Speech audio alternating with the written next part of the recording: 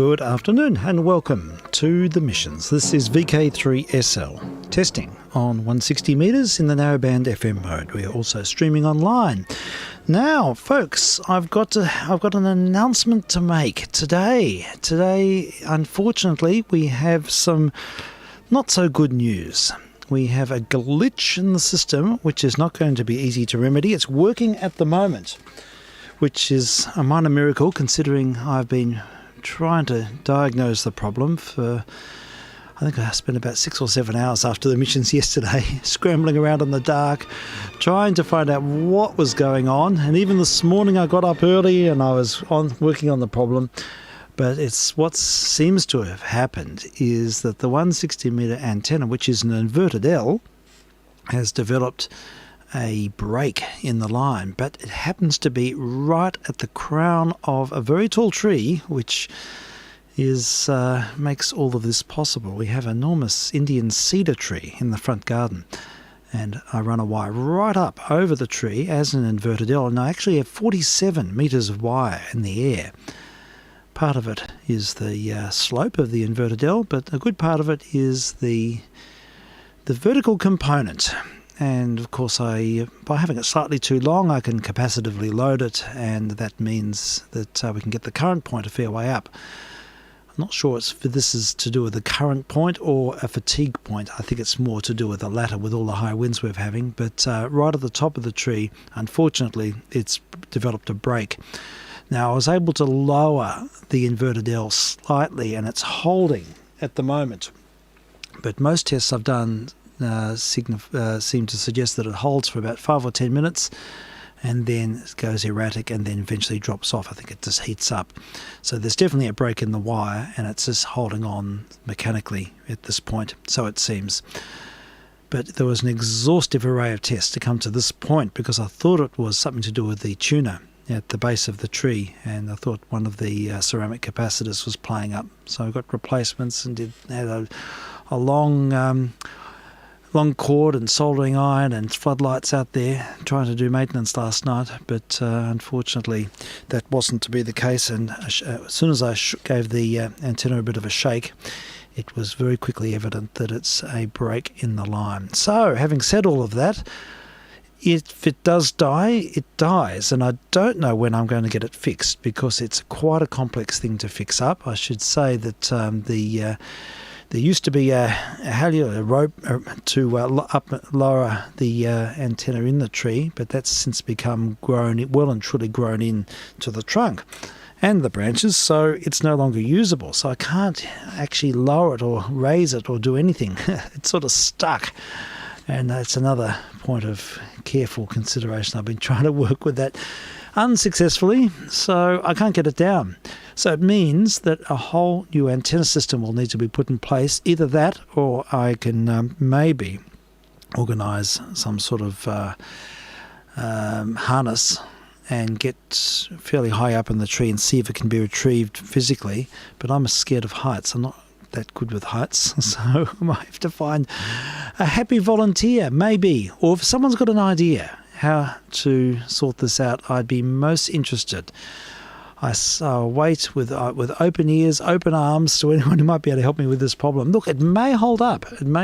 But if it dies, we lose 160 until such a time as I can resolve the problem. So that's the situation as it stands. Now, I should also mention that I will probably keep something going online for at least a little while. I don't know how long we'll keep the afternoon missions going if it dies. The evening missions, I'd like to keep going, and we cast on 2 metres as well on 147.475 megahertz with the evening missions, Friday evening missions. So you can certainly listen in there as an alternative if you have the means.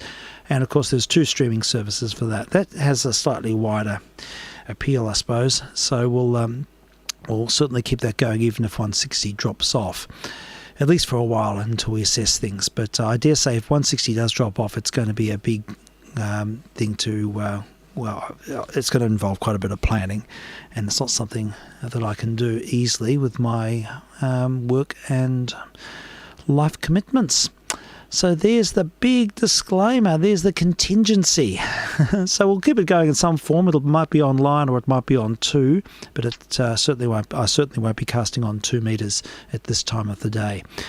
And that's the situation. Now, I can mention my email, and if you wish to make contact with me, if you've got any ideas, maybe you have some suggestions how I can resolve this, or I'm all ears. My email is vk3sl@hotmail.com, and there's a blog spot with all that information as well, vk3sl.blogspot.com. Well, it's hung around so far. Look, it may last for a while. I don't know. I did lower the antenna, and it may have made that mechanical contact work a bit better, but I'm really not holding up hopes, because it's one of those situations that can only but deteriorate. And having said all that, we will play something bright and sprightly and affirming.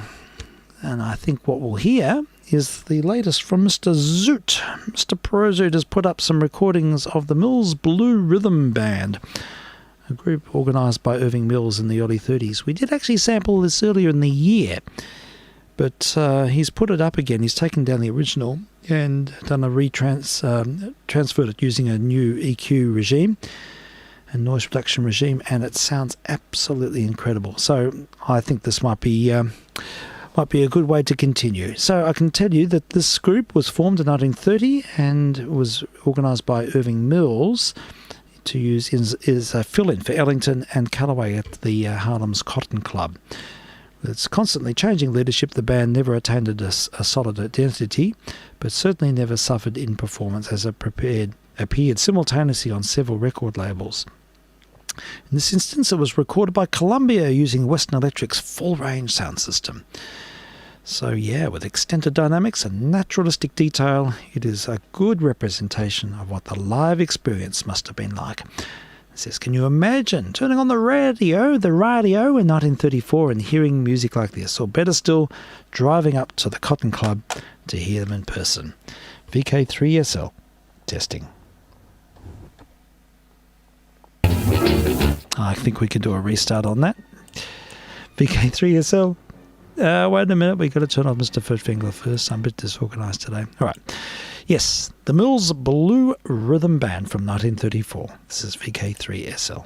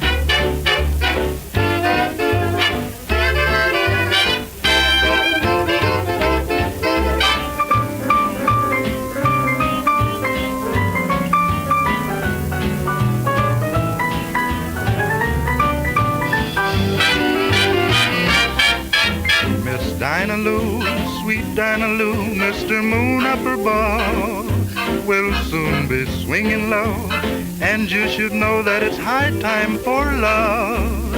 Around me everywhere I see a pair, happy as can be. Why should I have to stand by, lonely, so lonely for your company? Miss Dinah Lou, sweet Dinah Lou, lovebirds up in a tree all seem to sympathize. Yes, they're wise, everybody's got someone but me. Every little star up above keeps telling me don't be blue. Can't you see it's you that I'm needing, Miss Dinah Lou?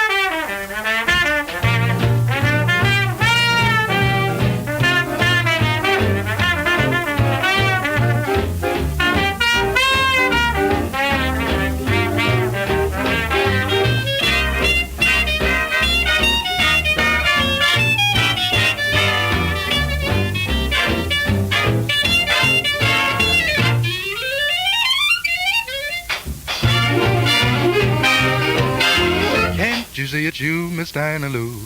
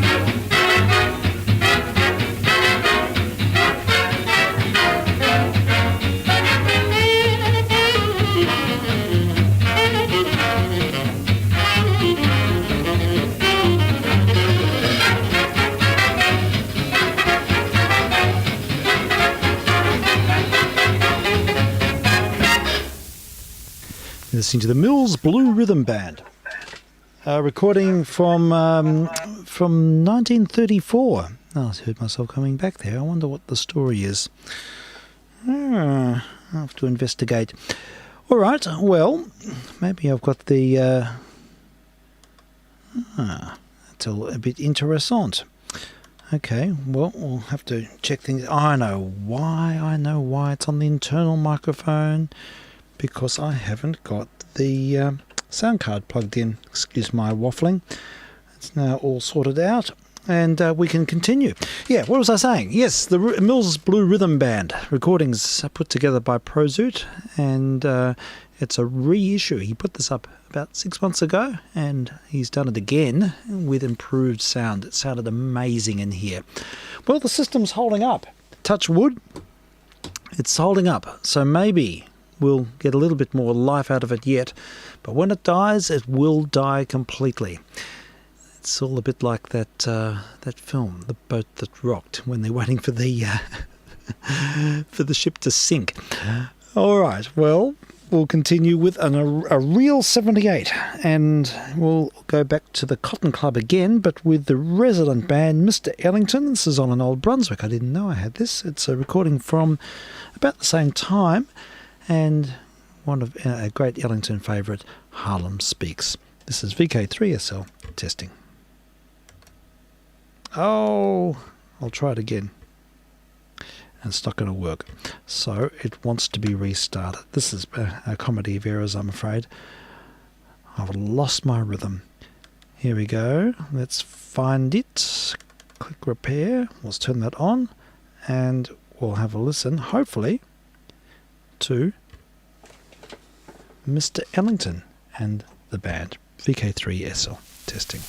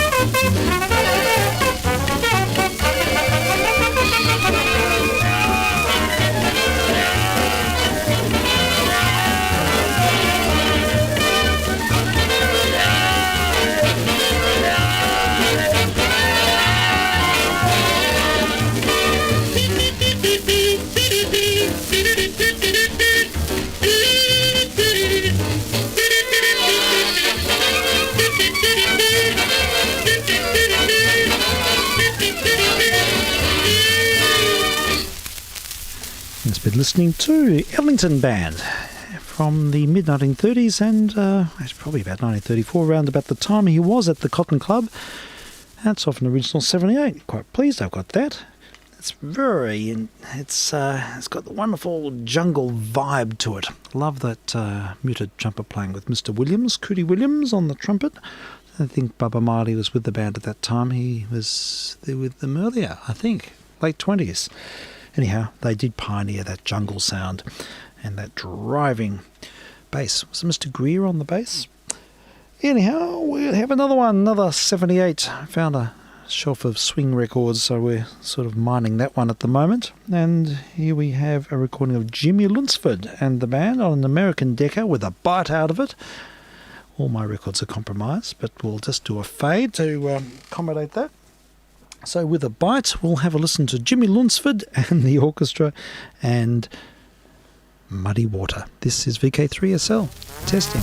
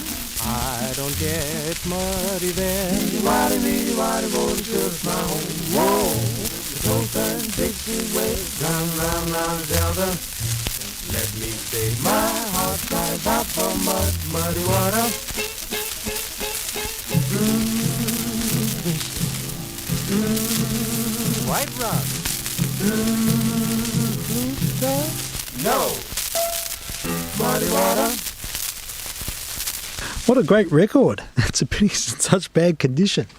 Jimmy Lunsford and the band, Muddy Water, and it's a track I usually associate with Mr. Crosby from the 20s. And in fact, Crosby sang it with Paul Whiteman in 1926. It was one of his very first records, but that is the swing version, about a decade later. vk3sl test missions on 160, tone tests, and systems are holding up.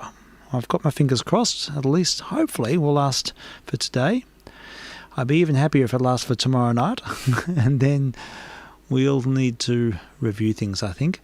But I'm open to ideas, folks. If anyone's got any thoughts about how I can reinvigorate things and somehow get a wire up and over the big tree. I used a rocket launcher when I first did it. I used one of those Coke bottle launchers with a fishing line. And I tried all day without success, and I had one perfect hit, and it went up and over and straight down the side of the tree, and that's how this antenna came into place. But that was, gosh, when was it? About would have to be about 5 years ago. So yeah, it's had a fair bit of time to wave around in the wind, and trees and antennas, unless you have really good static, supports. You're always up for these type of problems. And it's just a pity it's happened now, right in the middle of these COVID missions. All right, another 78 on the table. This one's a parlophone from similar period, late 1930s. It's Benny Goodman and the band, and a recording called Tuesday at 10. This is vk3sl testing.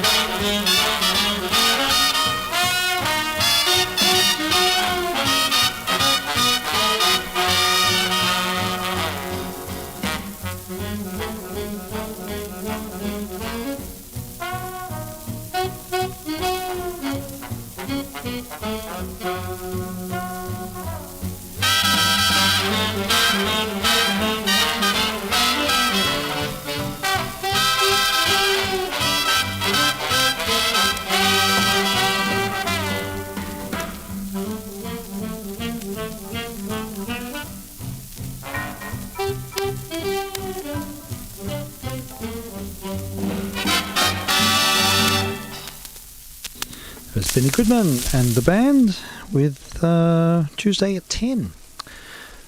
Pretty upbeat. It's going to be an upbeat weekend.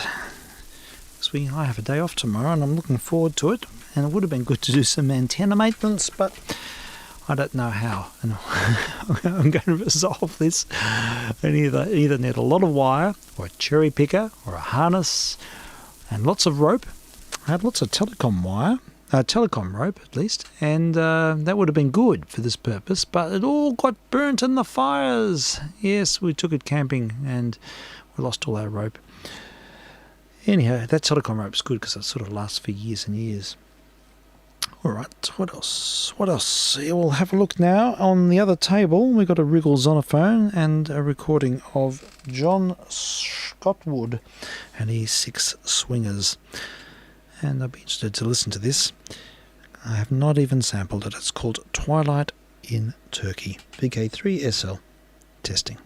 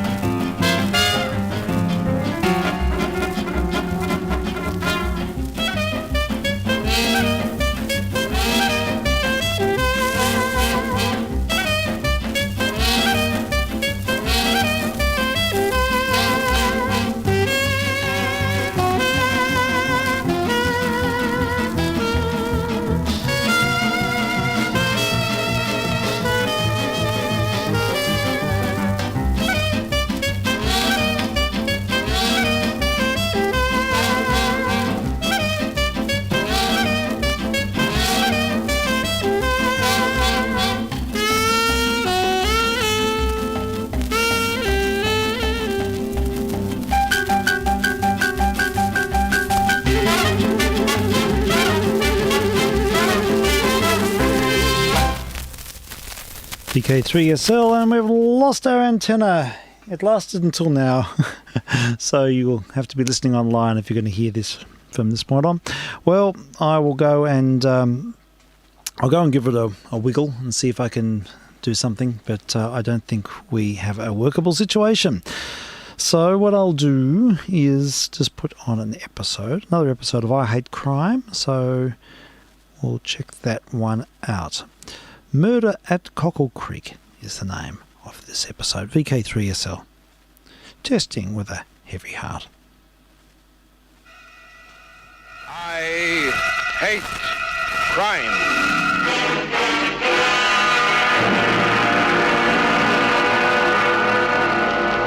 Crime is my business. It's also my hobby. I subscribe to a clipping service in town. Anything related to crime is sent to me. Then I scan the clippings and file them away. One such clipping, a week or so old, told of a guy who was found floating in Paddy's Channel at Woy Woy. He was floating face down, of course. His name was Pete Miller. The reason I mention all this is because that was why she came to see me. Her name was Ruth. Peter was my brother. Uh-huh. According to the newspaper account, it was accidental death. Only according? Yes. Why? It was impossible for my brother to drown. How come? He was an excellent swimmer. Then you think there was funny business, huh? Exactly. Tell me more.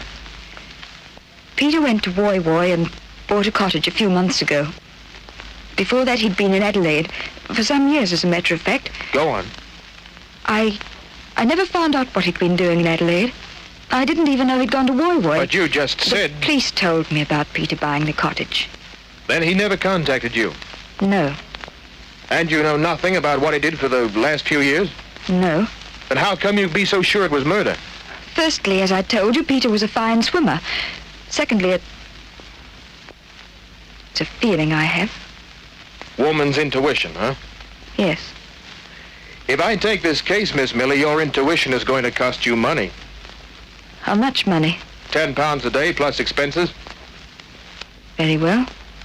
She peeled off 10 fivers as a retainer, left her address and phone number. I packed a bag and went to Woy Woy. White Sails guest house is right near the water. It's run by a guy named Bill Howard, who's run by his wife. Pete Miller, I discovered, had lived a few houses down. He was a very quiet fellow, Larry. Did you have anything at all to do with him? We just said good morning to each other. That's about all. Was he palsy with anyone? No, he always seemed to be alone. He spent a lot of time fishing. He was supposed to have fallen in while fishing, wasn't he? That's what the police said. Uh-huh. Hey, you gonna do some fishing yourself? Maybe. Well, listen, if you do, you go out in the weed flats and you get some cockles. It's the only thing to brim a biting on. I changed, went to the boat shed. The young blonde kid down there knew me too. How you going, Larry? Okay, pal. Gonna give the brim a go? I might. Well, take a tip from me. Use mullet fillets for bait. Only thing the brim are biting on. Well, thanks for the information. Want a boat? Later, maybe. First, did you know Pete Miller? Cover was drowned? Yeah.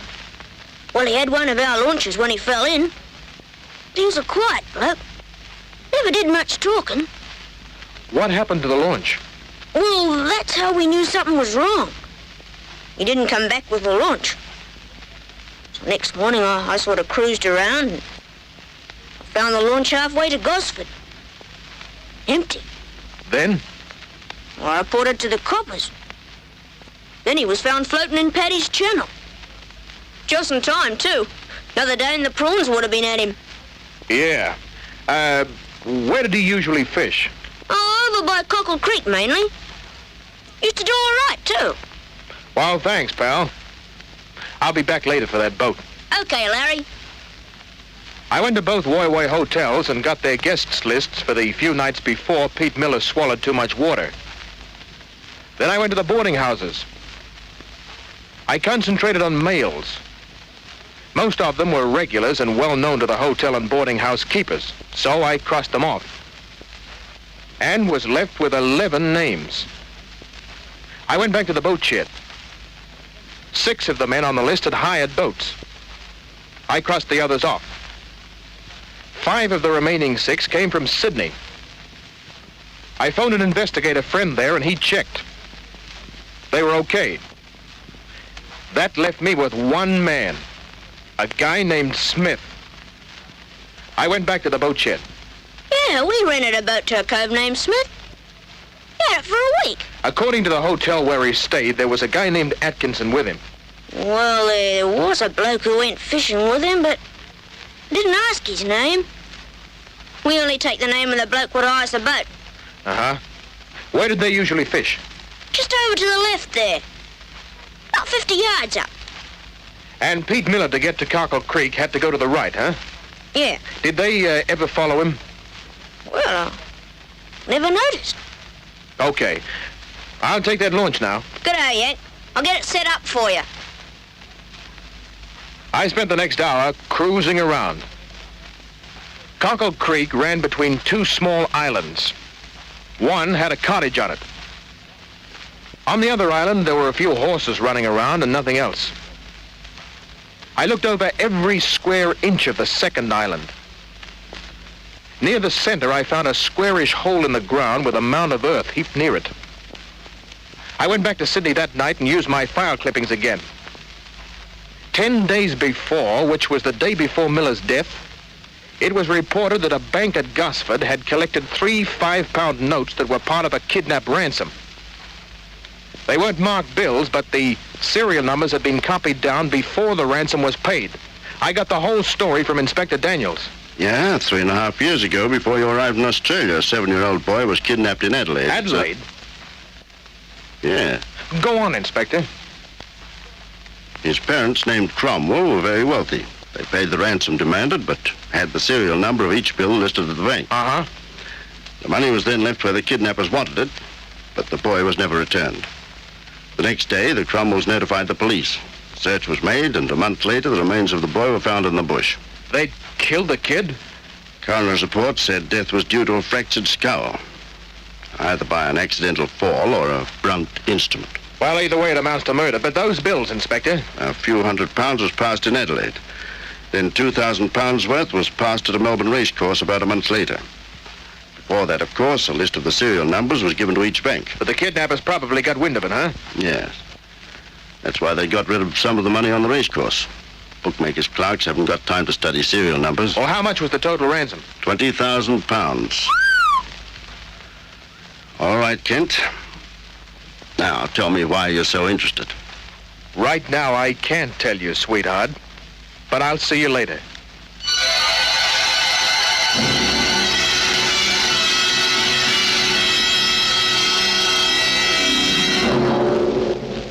I went to Newcastle. Why? At the Woy Woy Hotel, Smith and his buddy Atkinson had given a Newcastle address as their home. But when I checked, no one had ever heard of either Smith or Atkinson. Now I knew I was on the right track. I went back to headquarters in Sydney. Rogues Gallery? Yeah. If you've got a complete one. Pictures of all known criminals in Australia. Of course we have. Including Adelaide. All over Australia. Fine. I'd like to bring somebody here to have a look at them. Who? I told him. The kid at the Woy Woy boat shed. He said, okay. I phoned the boat shed and offered the kid a $5 for his trouble. He came down on the next train. We spent an hour over the photos, then he pointed to one. That's Smith? Sure of it? Positive. I never forget the face of a bloke we hire a boat to. We kept him looking through, but he couldn't find a picture of the other fellow, Atkinson. So, we let him go back to Woy Woy, and then the inspector and I chewed it over. This character identified. Name isn't Smith. Naturally, it was a phony. What is his name? Marlowe. Mike Marlowe. Record? 2 sentences for breaking and entering, 1 for armed robbery. And a kidnapping that he got away with.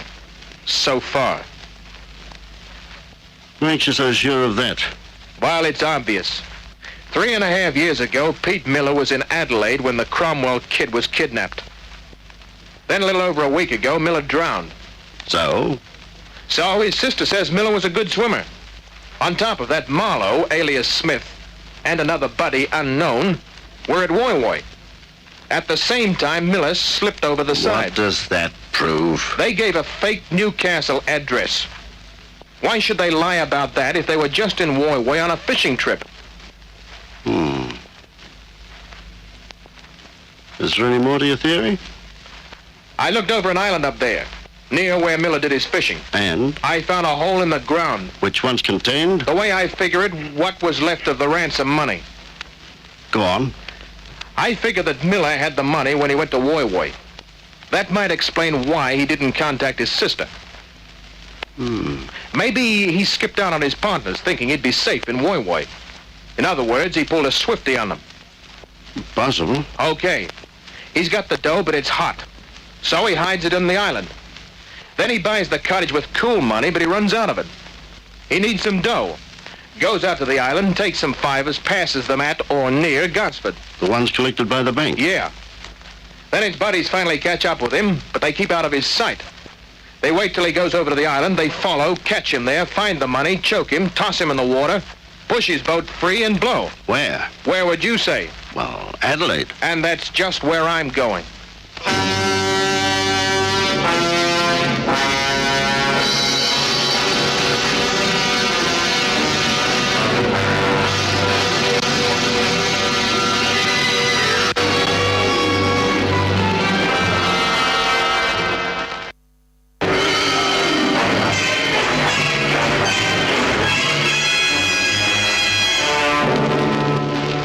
Before I hopped a plane for Adelaide, Inspector Daniels and I came to an agreement. He'd give me 48 hours, and then the police force would do all the worrying about Marlowe, alias Smith, and his buddy. I had a copy of the police photo of Marlowe in my pocket. As soon as I got to Adelaide, I checked in a hotel and headed for the city's underworld. Adelaide's underworld isn't big, but it's there, just like it is in any city. I went to all the dives, showing my picture of Marlowe and saying that I wanted to see him, without giving any reason why. 24 of my 48 hours passed without anything happening. Then on the second day, I was in the public bar of the King's Arms Hotel. A little skinny-faced guy with a rabbit nose sidled up to me. He nudged me with his elbow and talked out of the corner of his mouth. You've been showing a picture around, ain't you? That's right. Somebody was telling me it's a picture of Mike Marlowe. Do you know Marlowe? Maybe. And maybe you can tell me where I'll find him. Well, that's according. To what? To how much, like, the information might be worth to you. A tenner? Sounds like you don't want to seem too bad. A tenner for telling me where I'll find him. Another tenner if I do find him. How do I know I'll get the second tenner? How do I know I'll find him? Yeah, you got a point there. If I do locate him, I'll leave the other tenner with his barmaid, okay? Let's see some color before I do any talking. Here. 2 fivers. Good out. But don't forget, if you're just trying to make an easy tenner, I'll be looking for you. Don't worry. I'll give you the right information.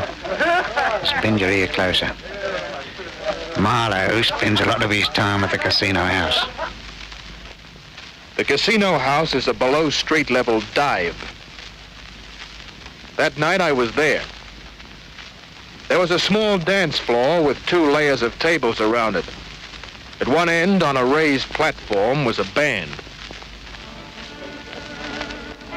The smoke was so thick and the lights turned on so low that you couldn't tell what color the walls were painted. There were some sailors, some greasy-looking civilians, 3 or 4 middle-aged businessmen. The women were just what you'd expect to see. Young kids with the wrong slant and older ones with no hope left. Except one dame. She walked over to a table in the corner a few minutes after I arrived. She was alone. I caught her eye. She looked straight back, smiled, raised her eyebrows, and said a little silent something with her lips. I walked over.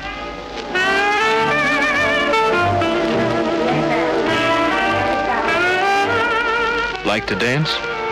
Why not? She got up, waited for me to take her in my arms. I did. And we danced.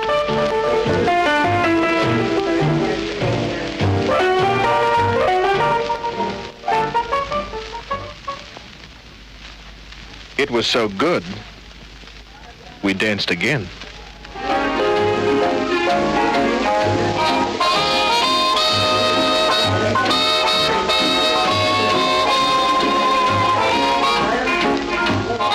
Amongst the first few things I found out was that her name was Jean.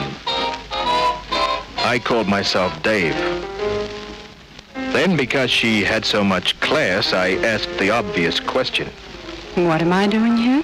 Yeah, And it goes a long way back. I'm a good listener. Well, it's not good manners to tell you, but I'm waiting for a man. Boyfriend? Once. In love with him? I hate him. Then why wait for him? I'm not sure. Perhaps I'll just spit in his face. Perhaps I'll kill him. You know, that's funny because I'm looking for a guy too. His name's Marlowe. Oh, he's the one I'm waiting for. When the dance was over, the orchestra took time out for a smoko. We went back to a table. I showed Jean my photo of Marlowe. That's him. Is he in town? I've heard that he is. You've really got something against him, haven't you? Plenty. Would you like to see him swing for kidnapping and murder? I'd love it. Then help me find him. The best thing we can do is wait here. When he's in town, he's always here. We waited till 2 in the morning. Then the band played Goodnight Sweetheart and we were pushed out. I took Jean home in a cab.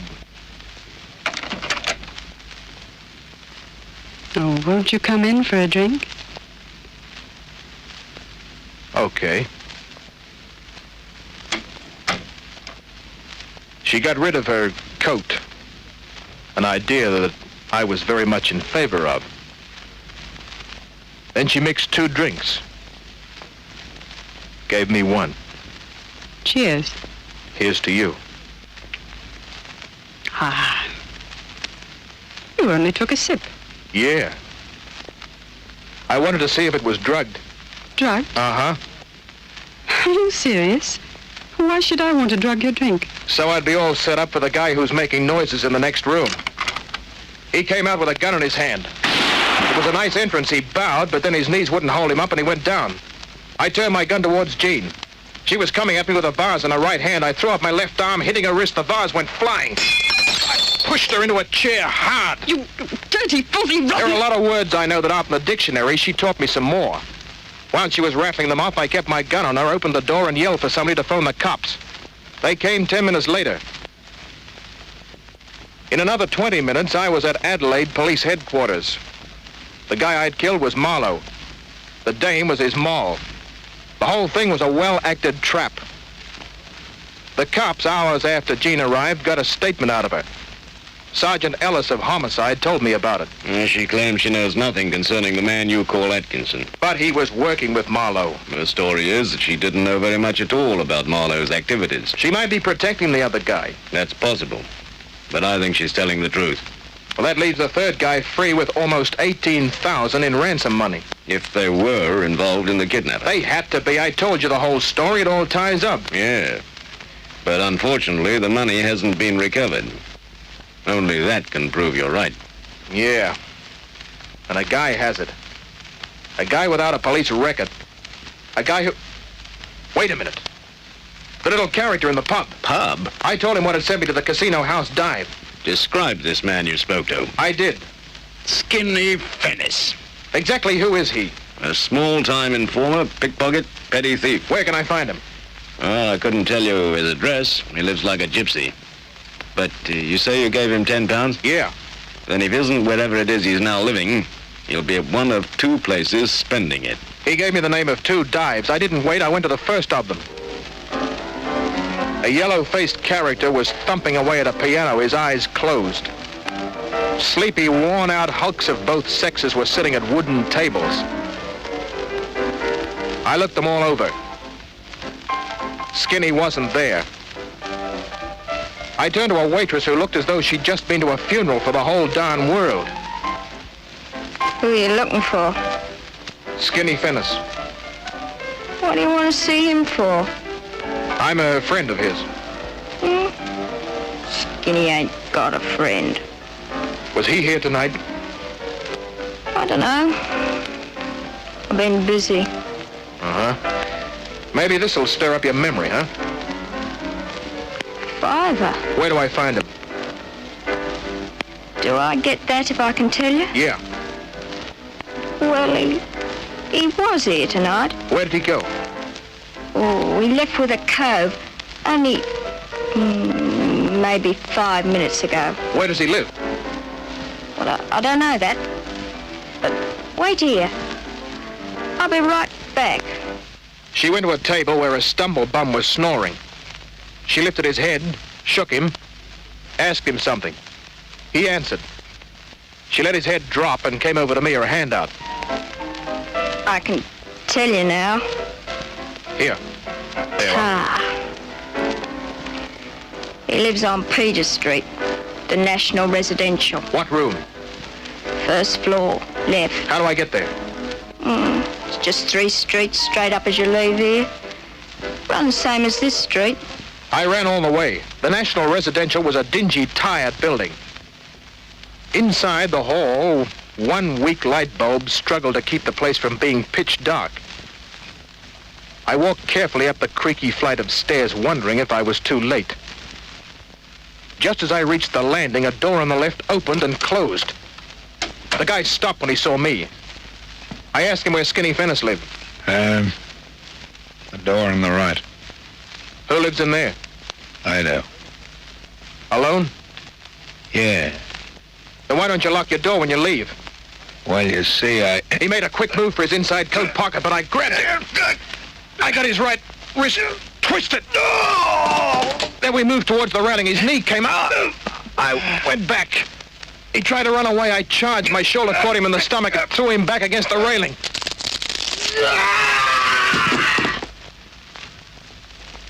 I went into the room he'd just left, switched on the light. Skinny Finnis was there, hanging from the light fixture.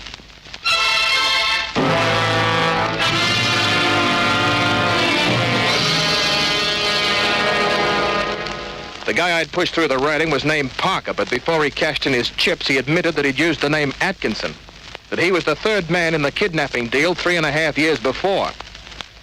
That, with Marlowe, he'd drowned Pete Miller. The ransom money was in his apartment. Where did Skinny come into it? Well, Parker, alias Atkinson, had fixed the first half of the trap for me, baiting it with Skinny. The second half was left up to Marlowe, who supplied the dame. When Marlowe was killed, Parker figured Skinny was too dangerous. And that was that. Incidentally, I stayed in Adelaide another few days. How does it compare with Sydney? Well, what it lacks in population, it makes up for in concentration. Larry. Good night.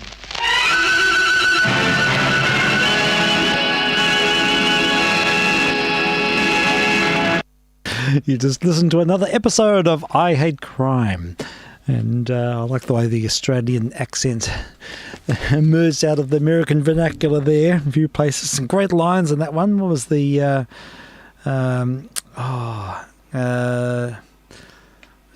get rid of her... got rid of her coat. Something I was very much in favour of. That's right. Yes, when she took her coat off. Yes, anyhow, there we go. And unfortunately, in the midst of that, I had to run outside and give the antenna a shake, and then it came alive again. This is not going to be sustainable. So, I don't know. I don't know what to do. I'll keep an eye on it. Look, I'll enjoy the theatre of rustling the bushes for a little bit longer, but it's not going to work in the longer term, so I'll have to find a better solution. Pity about that. So, it's holding up at the moment, so we'll continue. And what we'll hear now is some switched on bark. I thought we might as well play, mind the archive, play a few faves.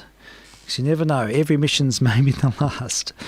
So what do we have? J.S. Bach, Brandon Birkenschiller, number 4, Mr. or Mrs. Carlos, depending on how you look at it. Look at they.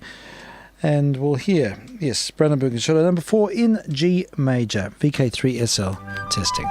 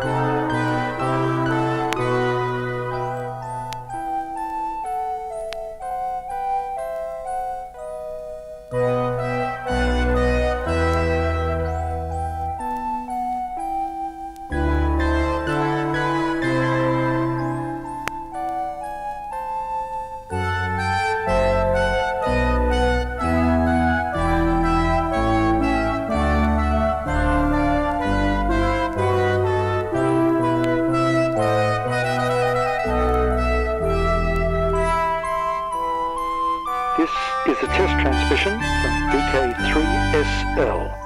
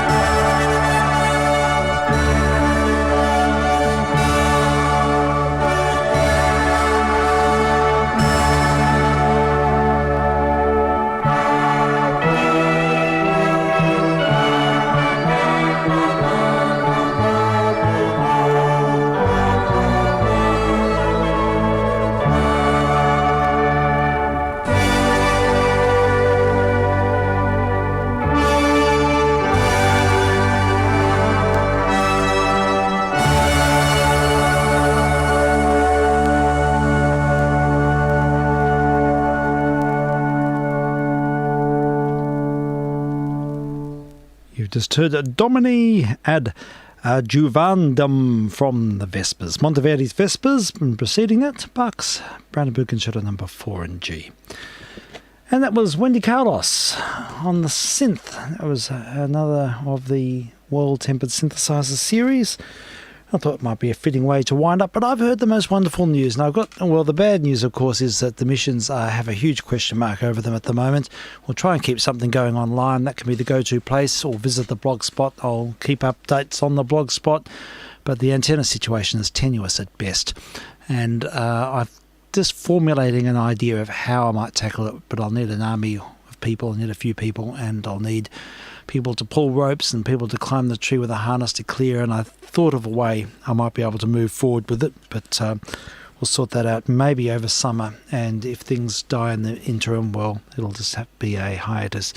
Now, but the good news, the most wonderful news, is we just this moment heard that Mr. H, who participates in these missions time to time, has been accepted into the Conservatorium of Music at Melbourne Uni. So that's a good news story. That's exciting because that means Muzak will prevail. Well, good on you, hens. That's marvellous. Well, we'll continue now. We'll finish now, I think. Or sort of. Is a test transmission from vk3sl. It was bound to happen. Anyhow, we'll wind up sort of where it started, just in case things don't come back. Well, in the traditional sense, particularly on 160, because I've got a thing about casting on 160. It's sort of got a missionish, culture to it. But in case things don't come back, and I'll sort of finish now where I started, and we'll have a listen to a recording of Mr. Heifetz, and one of the great epic performances of all time. We'll have a listen to his performance of the Vitali Chacon, and that'll wind up operations for today. Look, I'll try and come back tomorrow. We'll see what happens. If the antenna endures, well, we'll endure. But if it dies, well, we'll find a secondary source. Do check the blog spot for details. vk3sl testing, and a very good evening, and thank you for your participation in this madhouse of Mission S.